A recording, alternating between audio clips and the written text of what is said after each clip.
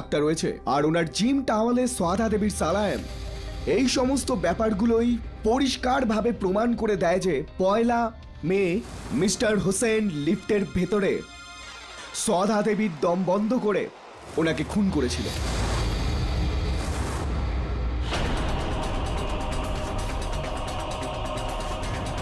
কারণ কি ছিল? স্যার, এই কারণটা আমি বলছি। স্যার, আমার নাম গিরিশ দেবেলকার। আমি সোয়াদার বন্ধু হই।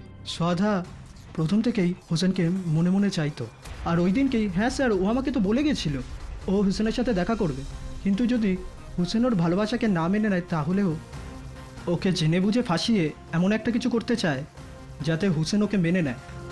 কি গিরিশবাবু, কি কি বলতে চাইছেন? এই যে খারাপ কিছু করতে গেছিল, আমি বুঝতে পারলাম না। ইনি বলছেন সোয়াদা দেবী মিস্টার হোসেনকে ধমকেছিল।